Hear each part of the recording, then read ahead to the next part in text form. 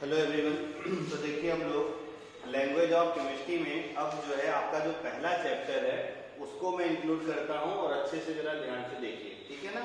तो सबसे पहली चीज देखो, चैप्टर है क्या, केमिकल रिएक्शन एंड इक्वेशन। तो केमिकल रिएक्शन क्या होता है, केमिकल इक्वेशन क्या होता है, पहले ये कंफ्यूजन दूर किया जाए। तो तुमने कहीं ना कहीं 9th में पढ़ा होगा physical change and chemical change, ठीक है ना। तो हमेशा याद रखो केमिकल रिएक्शन क्या होता है, रिप्रेजेंटेशन होता है केमिकल चेंज का, ठीक ना। सिंपल सा याद रखो कि केमिकल रिएक्शन जो होता है, ठीक ना, केमिकल रिएक्शन क्या होता है, केमिकल रिएक्शन अपने को बताता है, ठीक ना, केमिकल चेंज को, ठीक ना। केमिकल रिएक्शन किसको बताता है, केमिकल चेंज को। ये बात ध्यान में रखे रहना, केमिकल चेंज अगर हो रहा है तो उस चेंज को हम लोग क्या बोलते हैं भाई, ये केमिकल रिएक्शन है। बात समझ आ गई होगी। फिर अगला देखो ध्यान से, ठीक है ना, कि जो तुम्हारा केमिकल इक्वेशन है ये क्या है। केमिकल चेंज मतलब तुम्हें अच्छे से पता होगा, ठीक है ना। केमिकल चेंज हो रहा है तो उस चीज को बताने के हम लोग क्या यूज करते हैं, केमिकल रिएक्शन। क्या यूज करते हैं, केमिकल रिएक्शन। जैसे देखो एग्जांपल अगर मैं बोलूं, एग्जांपल से ज्यादा अच्छा समझ में आएगा।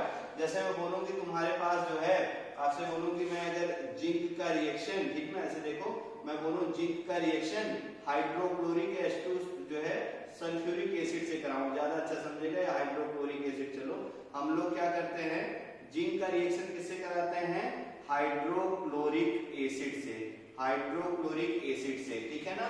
तो अब देखना ध्यान से, जिंक का रिएक्शन हाइड्रोक्लोरिक एसिड से कराए तो बनता क्या है, देखो जरा ध्यान से, बनता है तुम्हारा जिंक क्लोराइड। क्या बनता है तुम्हारा, देखना, जिंक क्लोराइड बन जाएगा तुम्हारा, जिंक क्लोराइड बनेगा और प्लस क्या होगा, हाइड्रोजन गैस बाहर चली जाएगी। बात क्लियर हो गई होगी। अब देखो हाइड्रोजन गैस, ऐसे हाइड्रोजन ऐसे ना लिखूं मैं, ठीक ना, क्योंकि यही तो इक्वेशन है। प्लस क्या होता है, देखो हाइड्रोजन गैस जो है ये इवॉल्व होती है, ठीक है ना। तो ये देखो एक केमिकल चेंज है ना। जब भी न्यू प्रोडक्ट बनता है तो उसी को हम लोग क्या बोलते हैं, केमिकल चेंज, ठीक है ना। तो ये है तुम्हारा केमिकल चेंज। तो chemical reaction represent the chemical change, ठीक है ना। मतलब जो भी केमिकल चेंज होता है उसके लिए जो रिस्पॉन्सिबल चीज है उसको हम लोग क्या बोलते हैं, केमिकल रिएक्शन। क्लियर हो गया होगा ये, ठीक है ना। फिर अगला देखते हैं हम लोग केमिकल इक्वेशन। तो केमिकल इक्वेशन क्या होता है, सिंपल सी डेफिनेशन देखो, शॉर्ट हैंड रिप्रेजेंटेशन ऑफ जो है केमिकल चेंज, ठीक ना, या केमिकल रिएक्शन। सिंपल सा देखो, केमिकल चेंज को कौन रिप्रेजेंट करता है, केमिकल रिएक्शन। तो ये देखो इतना बड़ा रिएक्शन लिख रहा हूं, इसको मैं शॉर्ट फॉर्म में लिख दूं, ठीक है ना। तो उसी इक्वेशन को हम लोग क्या बोलते हैं, केमिकल इक्वेशन। तो सिंपल सी डेफिनेशन होती है short hand representation, short hand representation of chemical change, ठीक ना। Short hand representation of chemical change, representation of chemical change, अच्छे से याद रखे रहना, रिप्रेजेंटेशन ऑफ केमिकल चेंज, ठीक है ना। Short hand representation of chemical change, और ऐसे लिखूं मैं केमिकल इक्वेशन, ठीक है ना। इसी चीज को हम लोग क्या बोलते हैं, इसी चीज को हम लोग क्या बोलते हैं, केमिकल इक्वेशन। मतलब ये जो रिएक्शन है ये है केमिकल रिएक्शन। अब मैं क्या करूं, इसको मैं केमिकल इक्वेशन बना दूं। तो chemical equation short hand representation. तो जिंक को हम लोग Zn से लिखते हैं, हाइड्रोक्लोरिक एसिड को Cl से लिखते हैं। जिंक क्लोराइड का फार्मूला आपको याद ही हो गया होगा, देखो जिंक क्लोराइड, तो जिंक लेंगे क्लोराइड यानी क्लोरीन वाला -1, जिंक वाला +2, बैलेंसिंग इंटरचेंज। इसीलिए सब ये पहले मैंने पढ़ाया था, जिंक क्लोराइड और क्या हो गया, देखो हाइड्रोजन गैस, ठीक है ना। अब इसको बहुत अच्छे से ध्यान से देखना, जो केमिकल इक्वेशन है उसको हमेशा बैलेंस फॉर्म में लिखते हैं, ठीक ना। धीरे धीरे भी सिखाऊंगा मैं। तो देखो जिंक है और हाइड्रोक्लोरिक एसिड, हाइड्रोजन कितना है 2, और इधर हाइड्रोजन केवल एक ही है तो यहाँ पे 2 से मल्टीप्लाई कर दो। यहाँ देखो क्लोरीन भी 2 हो गया और जिंक 1 है। ये जो चीज है, मतलब ये जो आपने लिखा है, इसी चीज को हम लोग क्या बोलते हैं, ये है केमिकल इक्वेशन। तो chemical change represented by chemical reaction, while short hand representation of chemical change or chemical reaction is called as chemical equation, ठीक है ना। एकदम सिंपल सी डेफिनेशन है, बहुत सारी चीजें आपको मिलेंगी पढ़ने के लिए, ये सबसे अच्छी डेफिनेशन है, दिमाग में आपको छप गई होगी, ठीक है ना। फिर अब देखते हैं हम लोग कि जो केमिकल इक्वेशन है ना, इसके कुछ कैरेक्टरिस्टिक्स होते हैं। तो मुझे लगता है कि उस कैरेक्टरिस्टिक्स में बस आप अभी एक ही बात मान के चलिए कि उस रिएक्शन को बैलेंस करना बहुत जरूरी है। रिएक्शन को क्या करना, बैलेंस करना बहुत जरूरी है। बाकी अभी बहुत सारी चीजें हैं, फेज बताना जरूरी होता है, कलर बताना जरूरी होता है। फेज मतलब वही कि कौन सा सॉलिड है, कौन सा लिक्विड है, कौन सा गैस है, ये सब भी बताना जरूरी होता है, ठीक है ना। लेकिन अभी फिलहाल इतना रखो कि जो केमिकल रिएक्शन है ना, केमिकल रिएक्शन को बैलेंस करना बहुत जरूरी होता है, ठीक ना। अच्छे से याद रखे रहना, केमिकल रिएक्शन को हमें बैलेंस्ड हमेशा दिखाना चाहिए। तो तुमसे क्वेश्चन पूछता है कि why chemical reaction are balance, ठीक है ना। आपसे अगर ये क्वेश्चन पूछे कि केमिकल रिएक्शन को बैलेंस क्यों करना चाहिए, तो आप अच्छे जानते हैं, आप याद करिए Einstein principle, law of conservation of mass पढ़ा होगा आपने, law of conservation of mass, ठीक है ना। Law of conservation of mass, तो मतलब ये क्या हो गया, law of conservation of mass क्या बोलता है ना, मास जो आपका energy not created not be disturb but it can change one form to another form. Law of conservation of mass का स्टेटमेंट इसी पे बेस्ड होता है, और वो ये होता है, ठीक ना, जो भी रिएक्शन होती है ना, ये देखो जैसे मैंने लिखा था केमिकल इक्वेशन या रिएक्शन जो भी बोलो, तो देखो केमिकल रिएक्शन में क्या हो रहा था, चेंज हो रहा था। और कौन सा चेंज, मान लो एक सब्सटेंस तुम्हारा कैपिटल ए है और ये मान लो सब्सटेंस बी में चेंज हो रहा था, तो इस चीज को हम लोग क्या बोलते थे, केमिकल, ये था तुम्हारा केमिकल चेंज, है ना। और इसका जब शॉर्ट हैंड लिख दिया मैंने, तो यही शॉर्ट हैंड रिप्रेजेंटेशन, मतलब ऐसे में लिखता सब कुछ भी कंपाउंड, कुछ भी कंपाउंड, शॉर्ट हैंड रिप्रेजेंटेशन मान लो ऐसा लिख दिया, तो chemical change represented by chemical reaction, इसको जब शॉर्ट हैंड में लिखो तो वही क्या हो जाता है, केमिकल इक्वेशन, ठीक ना। और इसी को मैं लिख दे रहा हूँ, देखना ध्यान से, केमिकल रिएक्शन, यही क्या है तुम्हारा केमिकल रिएक्शन। केमिकल रिएक्शन में दो पार्ट होता है, एक पार्ट क्या होता है जो है, अब केमिकल रिएक्शन को हमेशा देखो ऐसे एरो से रिप्रेजेंट करते हैं, इस एरो के टेल के साइड में जो पार्ट होता है इसको हम लोग बोलते हैं रिएक्टेंट। क्या बोलते हैं हम लोग इसको, रिएक्टेंट। और इस एरो के जो हेड वाले साइड में होता है इसको हम लोग बोलते हैं प्रोडक्ट। एरो के जो टेल पे होता है उसको क्या बोलते हैं हम लोग, रिएक्टेंट, और एरो के जो हेड पे होता है उसको हम लोग क्या बोलते हैं, प्रोडक्ट। आई होप ये भी आपको क्लियर हो गया होगा। तो law of conservation of mass होता क्या है, mass of reactant equal to mass of product. अच्छे से याद रख लेना, मास ऑफ रिएक्टेंट है ना, और इक्वल टू देखो क्या होता है, मास ऑफ प्रोडक्ट, ठीक है। तो ये है तुम्हारा लॉ ऑफ कंजर्वेशन ऑफ मास। इसीलिए मतलब law of conservation of mass chemical equation follow करता है, इसलिए हमें रिएक्शन को बैलेंस करने की जरूरत पड़ती है। तो इसका आंसर यही लिखना है, ठीक ना, क्योंकि ताकि law of conservation of mass violate ना कर जाए, इसीलिए मतलब फेल ना हो जाए, इसीलिए हम लोग क्या करते हैं, रिएक्शन को हमेशा बैलेंस ही करके दिखाते हैं। चलिए आई होप इतना तो क्लियर हो गया होगा, ठीक है ना। फिर हम लोग आते हैं टाइप ऑफ, ठीक है ना, केमिकल रिएक्शन, ठीक है ना, या जो आपका रिएक्शन है केमिकल रिएक्शन वो कितने टाइप की होती है इसकी बात हम लोग करते हैं, और इसी में हम लोग बहुत सारी चीजें सीखने को मिलेंगी और अच्छा भी लगेगा। तो जैसे सबसे पहली जो रिएक्शन आपको पढ़नी है वो है तुम्हारा एडिशन और कॉम्बिनेशन रिएक्शन, ठीक है ना। तो हेडिंग बनाता हूं मैं, देखना ध्यान से, इसके अंदर भी बहुत सारी चीजें हैं, टेंशन मत लेना, वो सब मैं पढ़ाऊंगा। पहले मैं आपको कुछ रिएक्शन लिखना सिखा दूं, मतलब प्रोडक्ट कैसे बनते हैं, ये कैसे, जैसे बोलूंगा chemical equation also involve colour change, also involve ये जो है प्रेसिपिटेट, तो ये सब तुम्हें दिखाना पड़ता है। तो जब तक प्रोडक्ट नहीं बनाओगे तब तक नहीं दिखा पाएंगे, तो इसलिए पहले केमिकल रिएक्शन कैसे होती है उसको देख लिया जाए, उसके बाद वो सब तो बच्चों वाली चीजें हैं वो सब आपको मैं सिखा दूंगा, ठीक है ना। तो अब हमारी जो अगली हेडिंग है वो है तुम्हारा टाइप ऑफ केमिकल रिएक्शन, ठीक है ना। ध्यान से देखिएगा, बहुत सारे टाइप के रिएक्शन है, टाइप ऑफ केमिकल रिएक्शन, ठीक है ना। अब देखना एक बात और भाई, मैं रिएक्शन को हमेशा ऐसे RX लिख दूंगा, तुम समझ जाना ये रिएक्शन है, ठीक है ना। इक्वेशन अगर मुझे लिखना है तो इक्वेशन को EQ ऐसे N लिख दूंगा, तुम समझ जाना इक्वेशन है, ठीक है ना। तो टाइप ऑफ केमिकल रिएक्शन, तो केमिकल रिएक्शन बहुत सारे टाइप की है भाई, ठीक है ना। तो जो आपको पढ़नी है पहले मैं उसका एक बना दूं जो है आपको, ताकि क्लियर हो जाए क्या क्या पढ़ना है। एडिशन, ठीक है ना, and combination, addition and combination reaction, ठीक ना। सबसे पहले यही पढ़ेंगे हम लोग, एडिशन एंड कॉम्बिनेशन रिएक्शन, ठीक है ना। दूसरा रिएक्शन हम लोग पढ़ेंगे वो है तुम्हारा डिकम्पोजिशन रिएक्शन। सेकेंड रिएक्शन हम लोग पढ़ेंगे डिकम्पोजिशन रिएक्शन, ठीक है ना, डिकम्पोजिशन रिएक्शन। डिकम्पोजिशन में आपको 3 पढ़ना है, ठीक ना, थर्मोलिटिक, इलेक्ट्रोलिटिक एंड फोटोलिटिक, तीनों सिलेबस में है। डिकम्पोजिशन अपने पास 3 टाइप का हम लोग पढ़ेंगे, एक तो हम लोग बोलेंगे थर्मोलिटिक डिकम्पोजिशन, एक हम लोग पढ़ेंगे इलेक्ट्रोलिटिक डिकम्पोजिशन, एक पढ़ेंगे इलेक्ट्रोलिटिक डिकम्पोजिशन और एक हम लोग पढ़ेंगे फोटो, ठीक ना, फोटोलिटिक डिकम्पोजिशन। अच्छे से याद रखे रहना। तो ये 3 टाइप की डिकम्पोजिशन है, थर्मोलिटिक, इलेक्ट्रोलिटिक एंड फोटोलिटिक, ठीक है ना। अच्छे से सब दिमाग में आएगा, टेंशन मत लीजिएगा। फिर अगला जो रिएक्शन है वो पढ़ना अपने को डिस्प्लेसमेंट रिएक्शन। नेक्स्ट रिएक्शन अपने को कौन सी पढ़नी है, डिस्प्लेसमेंट रिएक्शन, ठीक है ना। अब ये जो डिस्प्लेसमेंट रिएक्शन है ये भी हम लोगों को 2 रिएक्शन पढ़ना है डिस्प्लेसमेंट रिएक्शन में।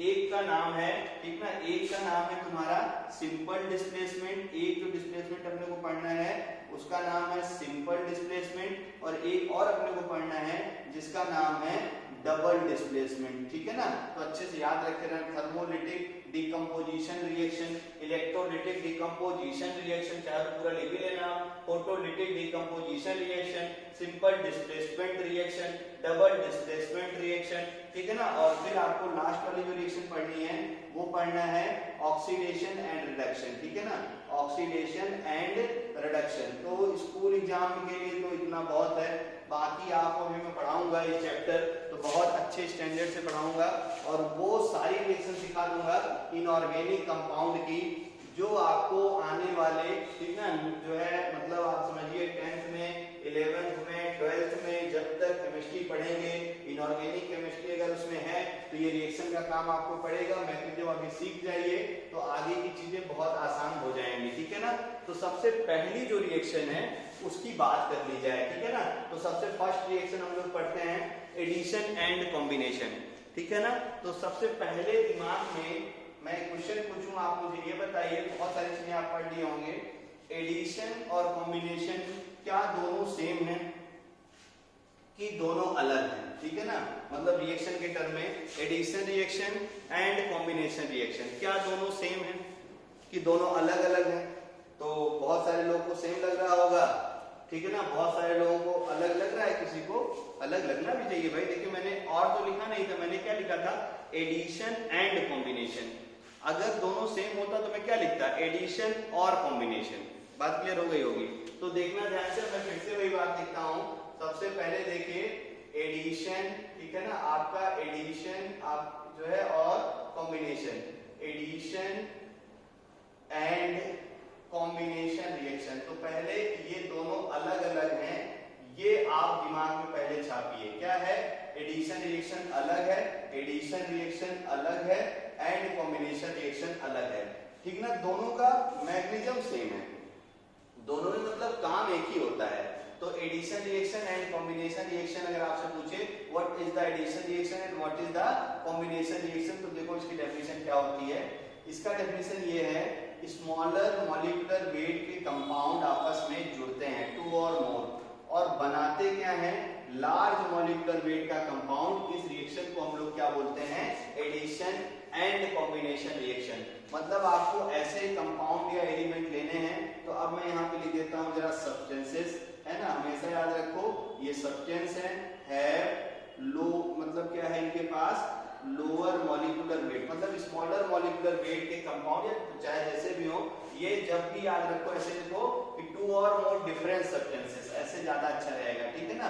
ये देखो ध्यान से क्या है तुम्हारे पास, 2 और मोर, ठीक है ना, डिफरेंट सब्सटेंसेस, अच्छे से याद रखे रहना, 2 और more different substances, different substances, ठीक है ना। चाहे ऐसा बोल दूं मैं या क्या बोल दूं मैं, देखो जो 2 और मोर, ठीक है ना, जो है डिफरेंट काइंड ऑफ मैटर या सेम काइंड ऑफ मैटर। तो 2 या 2 से ज्यादा सब्सटेंस आपको मिलने चाहिए, 2 और मोर सब्सटेंसेस, डिफरेंट में मिटा दूं तो और अच्छी चीजें देखो क्लियर हो जाएंगी। तो यही सब लैंग्वेज में है जो आपको पकड़ना रहता है, 2 और मोर सब्सटेंसेस, जिसको हम लोग क्या करते हैं आपस में रिएक्ट कराते हैं। और देखना ध्यान से, सिंगल प्रोडक्ट बनना चाहिए, ठीक ना, क्या बनना चाहिए, देखना ध्यान से, सिंगल प्रोडक्ट अगर बन जाता है, रिएक्टेंट एक से ज्यादा हो, रिएक्टेंट मोर देन 1 हो और प्रोडक्ट तुम्हारा अगर 1 हो जाए तो ऐसे रिएक्शन को हम लोग क्या बोलते हैं, addition and combination reaction. The chemical reaction in which, ठीक है ना, the chemical reaction in which two or more substances are combined to each other formed single product are called addition and combination reaction। बात समझ में आई? फिर से मैं बोल दूं, the chemical reaction in which two or more जो है substances are combined to each other formed single product are called as addition and combination reaction। तो ये addition and combination क्यों बोल रहा हूँ, इसको मैं तुम्हें एग्जांपल में दिखाता हूँ, ठीक है ना। तो ये देखना ध्यान से, रिएक्टेंट दो से ज्यादा कंबाइंड होके सिंगल प्रोडक्ट बना दिया, तो ये रिएक्शन या तो एडिशन है या तो क्या है, कॉम्बिनेशन है। एग्जांपल से बहुत अच्छा क्लियर हो जाएगा। मैं तुमसे बोलूं कि कार्बन प्लस ऑक्सीजन और यहां बना दूं मैं कार्बन मोनोऑक्साइड। मैंने भी बोला था कि भाई रिएक्शन को बैलेंस करना बहुत जरूरी होता है, तो रिएक्शन बैलेंस करने के लिए यहाँ पे मुझे 2 मल्टीप्लाई करना पड़ेगा। अब रिएक्शन बैलेंस अभी भी नहीं है, ठीक है ना, तो हम लोग क्या करते हैं, यहाँ पे 2 से और मल्टीप्लाई कर देते हैं। तो ऑक्सीजन 2 है, कार्बन 2 है, ऑक्सीजन 2 है, कोई दिक्कत नहीं है। अब देखना ध्यान से, ये कार्बन मोनोऑक्साइड है, एक रिएक्शन ये हो गया, तो रिएक्शन को बैलेंस करना जरूरी होता है और ये रिएक्शन जो रिएक्टेंट और प्रोडक्ट है उनका फेज भी लिखना जरूरी होता है। तो कार्बन देखो, कार्बन को रूम टेम्परेचर पे क्या होता है, सॉलिड, रूम टेम्परेचर पे ऑक्सीजन क्या होती है, गैस, और कार्बन मोनोऑक्साइड रूम टेम्परेचर पे क्या होती है, गैस। एक एग्जांपल मैंने इधर लिख दिया है और इधर देखना ध्यान से एग्जांपल 2, तो इन्हीं दोनों में तुम्हें सिखा दूंगा मैं। अब देखो कार्बन मोनोऑक्साइड और प्लस ऑक्सीजन, ये देखो ध्यान से, कार्बन मोनोऑक्साइड का रिएक्शन ऑक्सीजन से होता है तो क्या बनता है, कार्बन डाइऑक्साइड। रिएक्शन बैलेंस कर दिया जाए तो ऑक्सीजन 2 है, ऑक्सीजन बैलेंस नहीं है, यहाँ पे 2 कर दिया जाए और यहाँ पे 2 कर दिया जाए, रिएक्शन देखो बैलेंस हो गया। कार्बन मोनोऑक्साइड रूम टेम्परेचर पे क्या होती है, गैस, ऑक्सीजन भी रूम टेम्परेचर पे क्या होती है, गैस, और कार्बन डाइऑक्साइड भी रूम टेम्परेचर पे क्या होती है, गैस। क्लियर? चलिए अब आगे देखिए, अब हमें बताना है इसमें कौन सी एडिशन है, कौन सी कॉम्बिनेशन है, कि दोनों एक ही है ना। मैंने यहाँ एडिशन एंड लिखा है, कॉम्बिनेशन मतलब दोनों डिफरेंट हैं। अब यहाँ से ट्रिक बना लो अपना, कभी नहीं भूलेगा। यहाँ देखो कार्बन अलग फेज में है, ऑक्सीजन अलग फेज में है, प्रोडक्ट भी अलग फेज में है, मतलब इन दोनों का प्रोडक्ट तो सेम है लेकिन एक प्रोडक्ट का डिफरेंट है यहाँ पे। यहाँ देखो ध्यान से, तीनों सेम फेज में है, ठीक है ना, तो यही अपने पास ट्रिक है, यहाँ से अच्छे से याद रखे रहना।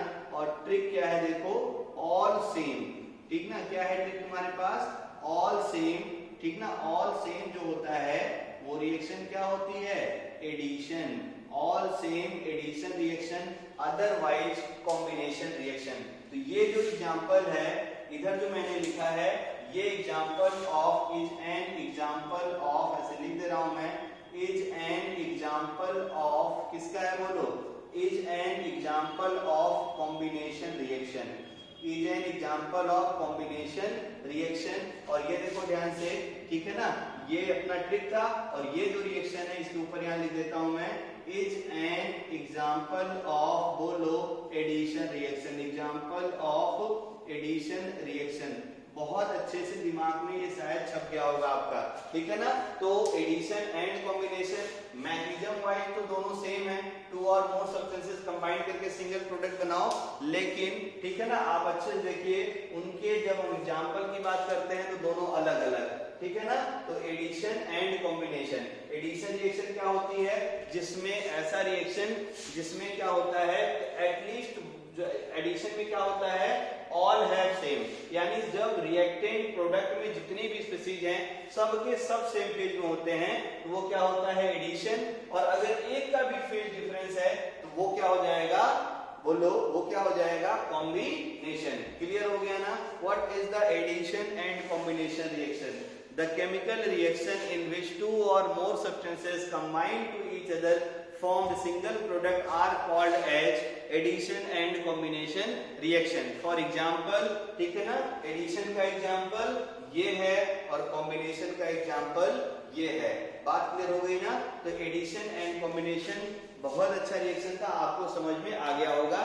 और भी चीजें इसमें हैं जो आपको मैं अगली क्लास में अच्छे से सिखाऊंगा कि यार ये क्या क्या हो गया, ठीक है ना। तो ये जैसे जैसे हम लोग देखेंगे, जैसे मान लो नाइट्रोजन प्लस हाइड्रोजन की मैं बात करूं, ठीक है, जैसे देखो मैं तुमसे एग्जांपल नंबर 3 की बात करूं, मैं पूछूं तुमसे नाइट्रोजन प्लस हाइड्रोजन बताओ क्या बनेगा, तो नाइट्रोजन और हाइड्रोजन जब मिलते हैं तो बनता है अमोनिया। क्या बनता है, अमोनिया। रिएक्शन याद करके मेरे साथ nitrogen react with hydrogen produces ammonia. NH3 किसका नाम होता है, मैंने देखो अमोनियम आयन के टाइम पे बताया था इसको। ये क्या है तुम्हारा, देखो अमोनिया। NH3 कौन सी गैस होती है, अमोनिया। रिएक्शन बैलेंस करो, है ना, नाइट्रोजन 2 है तो यहाँ पे 2 से मल्टीप्लाई करो, हाइड्रोजन 6 हो गए, यहाँ पे 3 से मल्टीप्लाई करो।